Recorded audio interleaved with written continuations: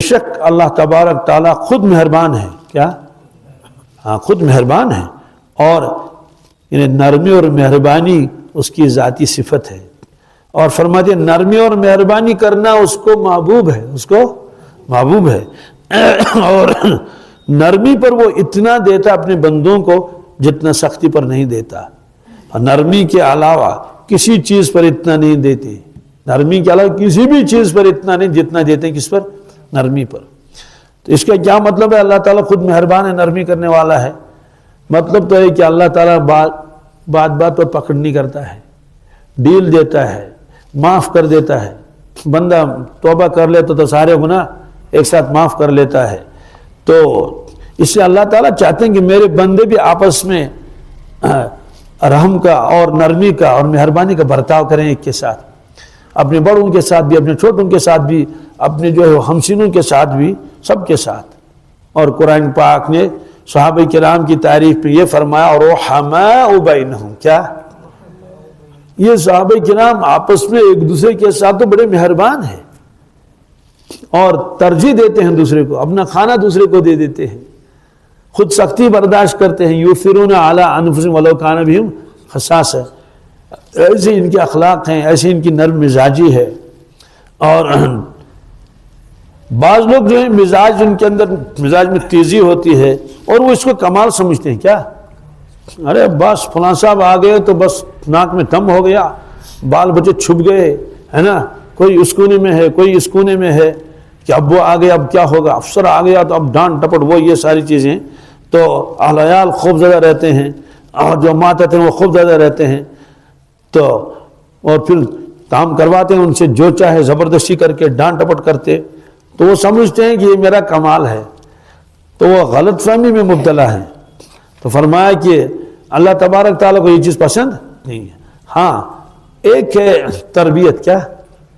یہ تربیت الگ چیز ہے، تربیت اس میں نصیحت بھی کی جاتی ہے، لیکن ہر وقت ڈانٹ ڈپٹ اور پھٹکار اور وہ اور تیز کلامی، تو یہ چیز ٹھیک نہیں ہے.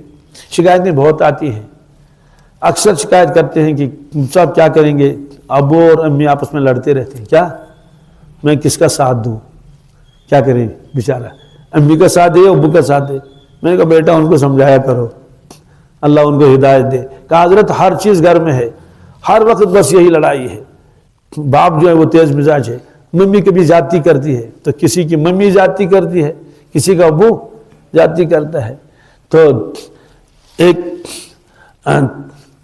طالب علم ہے، وہ کوئی ڈگری کر رہا ہے باہر کسی جگہ، تو اب سال کے بعد واپس آتا ہے، سال کے بعد، تو اس کا باپ بہت تیز مزاج ہے، تو بات بات پر ناراض ہوتا ہے. اب اس کو نکلنا تھا ایئرپورٹ کے لیے، تو اپنے ابو کے پاس آیا، اس نے کہا ابو میں جا رہا ہوں. تو اس نے کہا گیٹ آؤٹ. کیا؟ یہاں سے نکلو. میں نے کہا افسوس، اس کو معلوم ہے میرا لخت جگر ہے، ایک سال کے بعد پھر آئے گا، ہے نا، اور دور جا رہا ہے، تو اس کو اچھی دعائیں دینی چاہیے تھی اس وقت کہ جاؤ بیٹے اللہ کے حوالے جاؤ، اللہ تعالیٰ آپ کو صحت دے، عافیت کے ساتھ رکھے، آپ کو علم دے دے. تو گیٹ آؤٹ کہنے کی کیا ضرورت تھی؟ لوگ اس کو کمال سمجھتے ہیں. اب دیکھیے میاں بیوی تو بچے تو بھاگیں گے نہیں، کہاں بھاگیں گے، وہ تو وہی رہیں گے نا، اور ماتت بھی نہیں بھاگے گا. لیکن دل کی دوریاں ہوتی ہیں، دل کی، جی فیملی ایک ساتھ ہوتی ہے لیکن ان کے دل ایک ساتھ ملے ہوئے نہیں ہوتے ہیں. تو یہ بات ہے. تو ہر وقت ڈانٹ ڈپٹ، ہاں دوسروں سے ہر وقت تیز مزاجی کرے گا، ایک بھی ساتھ نہیں رہے گا.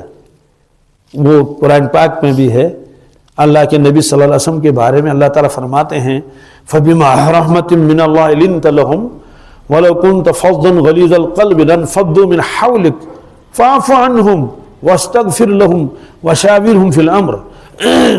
اللہ تعالیٰ فرماتے ہیں کہ یا رسول اللہ صلی اللہ علیہ وسلم، اللہ کی رحمت ہے یہ کہ آپ اپنے امت کے لیے نرم مزاج بن گئے، یعنی نرم دل مل گئے ان کو، آپ نرمی کرتے اپنے امت کے ساتھ. اور اگر آپ سخت مزاج ہوتے، سخت دل ہوتے، تو یہ سب لوگ آپ سے دور ہو جاتے، تتر بتر ہو جاتے، ہٹ جاتے. لہذا فاعف عنہم، ان سے کوئی کوتاہی ہو جائے تو آپ معاف کر دینا. آپ واستغفر لہم، اتنا ہی نہیں بلکہ ان کے لیے استغفار بھی کر لیں. مطلب تو کسی کوتاہی ہو جائے گی تو بس ظاہر سی بات ہے اللہ کے نبی صلی اللہ علیہ وسلم کا تو ان کی تو شان دوسری ہے نا، اس پر تو پکڑ بھی ہو سکتی ہے. تو فرمایا کہ آپ ان کے لیے دعائی مغفرت بھی کر لیں. کیا کر لیں؟ دعائی مغفرت بھی کر لیں.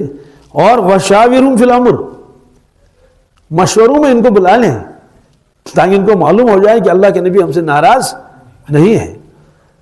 دینی معاملات میں کبھی اللہ کے نبی صلی اللہ علیہ وسلم غصہ ہوتے تھے کسی بات پر، تو اب صحابی سمجھتے تھے کہ اب شاید حضرت ہم سے بات بھی نہیں کریں گے، ناراض ہو گئے. فوراً بلاتے تھے ان کو، دوسرے موقع پر دودھ پلاتے تھے. کیا تو وہ صحابی سمجھتے تھے کہ بس وہ تو ہماری صرف تربیت کے لیے تھا. جیسے تقدیر کے بارے میں بحث کر رہے تھے مسجد نبوی میں 2-4 حضرات، تو آپ نکلے اور آپ نے اظہار ناراضگی کیا. فرمایا تم تقدیر کے بارے میں بحث کر رہے ہو، کیا اس لیے مجھ کو بھیجا گیا ہے آپ کے پاس؟ ابھی حاضہ امرتکم، کیا یہی میں نے حکم دیا تجھ کو؟ ابھی حاضہ ارسلت الیکم، کیا اس لیے مجھے تمہارے پاس بھیجا گیا ہے؟ تقدیر میں بحث مت کرو. پچھلی امتیں تباہ تو برباد ہو گئی کیونکہ تقدیر کا مسئلہ ان کے سمجھ میں نہیں آیا، اللہ پر اعتراض کر لیا. بہرحال تو دوسرے موقع پر ان کو بلاتے تھے تاکہ صحابہ کرام کو ذہن میں رہے کہ حضرت ہم سے ناراض نہیں ہے. پر وہ تربیت ہے، کیا ہے. لیکن اس کے علاوہ آپ کے مزاج میں اتنی نرمی تھی جس کی کوئی انتہا نہیں. ایک مرتبہ آپ تقسیم کر رہے تھے صدقات خیرات، لوگوں کی بھیڑ آئی تھی، تو یہ دیہات کے لوگ کچھ ایسے ہی ہوتے تھے، تو کبھی کبھی آپ عام صدقات تقسیم کرتے تھے، اس میں منافقین بھی آتے تھے، اس میں غیر مسلم بھی آتے تھے، کفار بھی آتے تھے. تو ایک آ گیا اور اس نے حضرت کی چادر کو اتنا کھینچا اپنی طرف کہ نشان پڑ گئے آپ کے یہاں گرد مبارک پر.